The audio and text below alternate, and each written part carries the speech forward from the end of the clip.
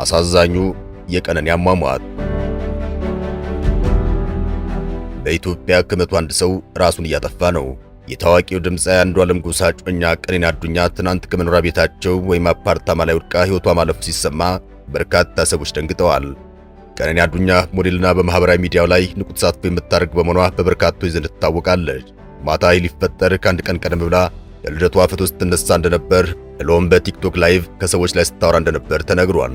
ይሁንና ድንገት ሌሊት 10 ሰዓት አካባቢ እጮኛዋ ጋር ከሚኖሩበት ሕንፃ 5ኛ ፎቅ በረንዳ ላይ ለጊዜው ምክንያቱ ባልታወቀ ሁኔታ መውደቋ ለህልፈቷ ምክንያት መሆኑን ፖሊስ አስታውቋል። በማህበራዊ ሚዲያ በርካታ ተከታዮች ያሏት ቀነኒን ሞት ተከትሎም በርካቶች ሐዘናቸውን ከመግለጽ ባሻገር የሞቷ ምክንያት እንዲጣራላቸው እየጠየቁ ይገኛል። በወቅቱ ሲፈጠር ባለቤቷ መኖሪያ ቤት ውስጥ እንደነበርና ጉዳዩን ፖሊስ እያጣራ መሆኑን አስታውቋል። ባለቤቷ አንዱዓለም ጎሳም በቁጥጥር ስር ውሎ ምርመራ እንደቀጠለ ተነግሯል።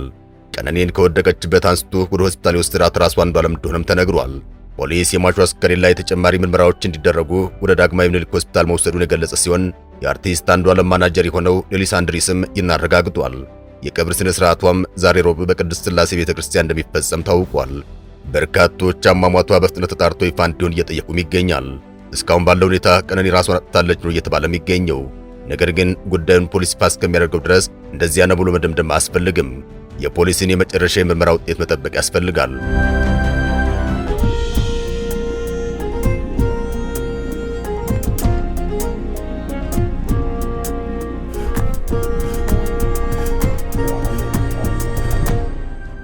ከቅርብ ጊዜ ወዲህ በኢትዮጵያ ውስጥ ራስን ማጥፋት እየተዘወተረ የመጣ ጉዳይ ሆኗል።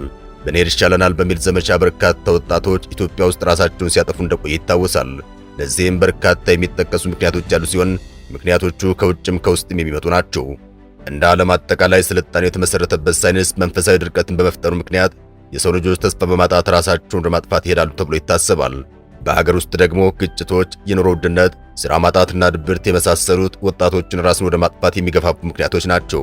ራስን ማጥፋት በዓለም አቀፍ ደረጃ እንደ ትልቅ የሞት መንስኤ የሚታይ ጉዳይ ሆኗል። በመላው ዓለም በሚገኙ ወጣቶች ዘንድም ሦስተኛው ትልቁ የሞት መንስኤ ራስን ማጥፋት እንደሆነ ይነገራል። በዓለም አቀፍ ደረጃ በየዓመቱ ቢያንስ 700,000 ሰዎች ራሳቸውን የሚያጠፉ ሲሆን ከእነዚህም ውስጥ ከ3/4ኛው በላይ የሚሆኑት ዝቅተኛና መካከለኛ ገቢ ባላቸው ሀገራት እንደሆነም ከኢትዮጵያ ሕክምና ማህበር ድረገጽ ያገኘነው መረጃ ያሳያል። በምስራቅ አፍሪካ ሀገራት ራስን የማጥፋት አሃዝም በዓመት ከ100,000 ሕዝብ ከ5.02 እስከ 15.71 እንደሚደርስ የተባበሩት መንግስታት ድርጅትን ዋቢ አድርጎ ማህበሩ ከጥቂት ወራት በፊት ባወጣው ጽሑፍ አመላክቷል። በኢትዮጵያ ያለው ዓመታዊ ራስን የማጥፋት መጠን መካከለኛ እንደሆነ የሚጠቅሰው በድረገጹ የወጣው ጽሑፍ በዓመት ከ100,000 ሕዝብ መካከል 9.63 ሲሆን ይህም ማለት በየቀኑ 30 ሰዎች ራሳቸውን ያጠፋሉ እንደማለት ነው። ኢትዮጵያ ውስጥ በ10 ቀናት ውስጥ 300 ሰዎች ራሳቸውን ያጠፋሉ እንደማለት ነው። እዚህ ጋር በጉዳይ ላይ በቂ በሚባል ደረጃ ጥናቶችና ምርምሮች አለመደረጋቸው እንዲሁም ማህበረሰቡ ስለ ጉዳይ ያለው እውቀት ዝቅተኛ መሆኑና እንደ ችግር የሚወራ ባለመሆኑ የበርካቶች ሞት መንስኤ ሳይወራ ወይም ተደብቆ ያልፋል። አንድ የቤተሰብ አባል ራሱን ሲያጠፋ ማህበረሰቡና ሰዎች ምን ይሉኛል በሚል ፍራቻ የሞቱን መንስኤ ይደብቃል፣ አለያም ሌላ ምክንያት ለመስጠት ይሞክራል። ይህ ደግሞ ችግሩን ይበልጥ ያባብሰዋል ተብሎ ይታሰባል። በተለይም ስለ ጉዳዩ በግልጽ አለመወራቱ አንድ ሰው ራሱን ሲያጠፋ ሰዎች ለምን ብለው እንዳይጠይቁትና ከሌሎች ተሞክሮች እንዳይማሩ ያደርጋቸዋል። ብዙ ጊዜ ጉዳይ ወጥቶ መነጋገሪያ የሚሆነው ግለሰቧ ታዋቂ ከሆነች ወይ ደግሞ ራሱን ያጠፋው ሰው ማህበራዊ ሚዲያ ላይ የተወሰነ እንቅስቃሴ የነበረው ከሆነ ብቻ ነው። ኢትዮጵያ ውስጥ ራስን ለማጥፋት የሚገፋፋ የኑሮ ሁኔታ ከሌለ በስተቀር እንደ ማህበረሰብ የሚበረታታ አይደለም። በጅማ ዩኒቨርሲቲ የስነ አእምሮ መምህር የሆኑት ዶክተር ኤልያስ ገብሩ እንደሚሉት ምንም እንኳን በቂ በሚባል ደረጃ ጥናቶች ባይሰሩም በተለይ እንደ ኢትዮጵያ ባሉ ሃይማኖቶች ጠንካራ አማኞች ባሏቸው ሀገራት ራሳቸውን የሚያጠፉ ሰዎች ቁጥር አነስተኛ ነው። ሃይማኖተኝነት ራስን ማጥፋት ይከለክላል። የኢትዮጵያ ኦርቶዶክስ ተዋሕዶ ቤተክርስቲያን ራሳቸውን ላጠፉ ሰዎች የፍትሐት ጸሎት አታደርግም። ቤተክርስቲያኗ ለአብዛኞቹ ነገሥታት ፍትሐትና ጸሎት ዛሬም ድረስ የምታደርግ ሲሆን ለአፄ ቴዎድሮስ ግን ፍትሐት አታደርግም። ያም የሆነው አፄ ቴዎድሮስ እጅ አልሰጥም ብለው ራሳቸውን በማጥፋታቸው ምክንያት እንደሆነ ነው የሚነገረው። በእስልምና ሃይማኖትን በተመሳሳይ ራስን ማጥፋት እንደ ኃጢአት ይቆጠራል።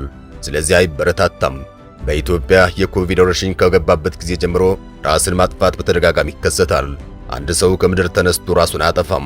አስቀድሞ በርካታ ምልክቶችን ያሳያል። የቀነኒ አሟሟት በርካቶች ምርመር ያሉበት ምክንያት አስቀድማ ግልጽ የሆኑ ምልክቶች ስታሳይ ያልነበረ መሆኑ ነው። የውስጧን መርምረው የሚያውቅ ባይኖርም ከውጭ በምታሳያቸው ምልክቶች ግን ራሷን አጥፍታ ላይሆን ይችላል ብለው የሚከራከሩ አሉ። ይሄ የፖሊስ ሥራ ስለሆነ ምንም ከማለት ተቆጥቦ የፖሊስን የምርመራ ውጤት መጠበቅ የተሻለ ነው። ባለሙያዎች እንደሚሉት ራሳቸውን ከሚያጠፉ ሰዎች መካከል ከ90 በመቶ በላይ የሚሆኑት ጊዜያዊም ሆነ ቀጣይነት ባለው የስነ አእምሮ ጤና መቃ ውስጥ የተጠቁ ናቸው። ስለዚህ ራስን ማጥፋት አሊያም ስለማጥፋት ማሰብ አብዛኛውን ጊዜ ከስነ አእምሮ ጤና ጋር የተያያዘ እንደሆነም ባለሙያዎች ይናገራሉ። በተለይ ከፍተኛ ድብርትና ጭንቀት ሰዎችን ወደዚህ መስመር የሚገፉ ዋነኛ መንስኤዎች እንደሆኑ ይነገራል። እነዚህ የአእምሮ ጤና እክሎች በአግባቡ መረዳትና ማከም ሲቻል ራሳቸውን የሚያጠፉ ሰዎች ቁጥር መቀነስ ይቻላል ይላሉ ባለሙያዎች።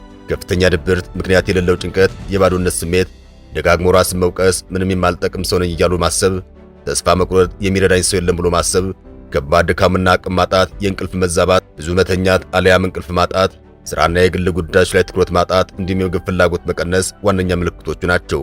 በሌላ በኩል ከባድ ጭንቀት በዋነኝነት የወደፊቱን ነገር ካለማወቃችን ጋር ተያይዞ ምን ይፈጠር ይሆን እያልን የምንጨነቀው ነው። በአንድ ጊዜ ስለ ብዙ ነገሮች አብዝቶ መጨነቅ፣ ነገን እንዴት ነው የምሆነው ብሎ ሌሎች ስራዎችን መተው፣ ቁጭ ብሎ ማሰብ ሕይወታችንን እስከማወቅ ሊደርስ ይችላል። እነዚህ የአእምሮ ጤና እክሎች ደግሞ በሰዎች የሥራ ሕይወት፣ በትምህርት፣ የፍቅር ግንኙነት እንዲሁም ከቤተሰብና ጓደኛ ጋር የሚኖርን ግንኙነት በእጅጉ ያበላሸዋል። ከባድ ጭንቀትና ከባድ ድብርት አብዛኛው ጊዜ ተያይዘው የሚመጡ ነገሮች ሲሆን በአግባቡና በጊዜ ከታከሙ ግን ሰዎች ራስን ማጥፋት ወደሚለው ጎዳና ላያመሩ ይችላሉ። ባለሙያዎች እንደሚሉት ከዕድሜ አንጻር አፍላ ዕድሜያቸው ላይ የሚገኙ ወጣቶች በ40ዎቹና በ50ዎቹ ውስጥ የሚገኙ ጎልማሶች አካባቢ ራሳቸውን የሚያጠፉ ሰዎች ቁጥር ከፍ ይላል። በተለይ በ10ዎቹ ዕድሜ ክልል ውስጥ የሚገኙ ታዳጊዎች ማንነታቸውን ማወቅ የሚጀምሩበት ብሎም በርካታ የሕይወት ጥያቄዎችን መመለስ የሚጀምሩበት ወቅት መሆኑን ትልቅ አስተዋጽኦ አለው። ወጣቶች ላይ እንዲፈጠር የሚያደርጉ በርካታ ምክንያቶች አሉ። ታዳጊዎች 20 ዓመት እስኪሞላቸው ድረስ ራሳቸውን የሚያገኙበት ማንነታቸውን የሚቀርጹበት ጊዜ እንደመሆኑ ብዙ ጊዜ ግራ መጋባት ውስጥ ሊከታቸው ይችላል። ከትምህርት፣ ከቤተሰብ ግንኙነት፣ ከጓደኞች እንዲሁም ከተቃራኒ ጾታ ግንኙነት አንጻር ብዙ አይነት መቃየሮችና ግራ መጋባቶች ሊፈጠሩ ይችላሉ። እነዚህም መቃየሮችና ራስን የማግኘት ሂደት ውስጥ ደግሞ ታዳጊዎች ስሜታዊ መሆን፣ ራሳቸውን መቆጣጠር አለመቻል፣ ቶሎ ተስፋ መቁረጥ እንዲሁም ማንም ሰው አይረዳኝም ብሎ ማሰብ ውስጥ ይገባሉ። ታዳጊዎች በዚህ ዕድሜ ክልል ውስጥ ሲሆኑ ብዙ ነገሮች ይሞክራሉ፣ ይጠይቃሉ። እነሱ በሚገባቸውና በሚረዱት ልክ መልስ የማያገኙ ከሆነ ደግሞ የሕይወት ትርጉሙ ሊጠፋባቸውና ከዚህ ሁሉ ጭንቀት ብገላገልስ የሚል አስተሳሰብ ውስጥ ሊገቡ ይችላሉ። የዕድሜ ክልልም ከማህበረሰቡ ከፍተኛ የክትትልና ተጽዕኖ የሚደረግበት ነው። በተጨማሪ ደግሞ በዚህ ዕድሜ ክልል ውስጥ የሚገኙ ታዳጊዎች ከጓደኞቻቸውና ከቤተሰቦቻቸው ጋር ያላቸው መስተጋብር ከራሳቸው በላይ ትልቅ ቦታ የሚሰጠው ነገር ነው።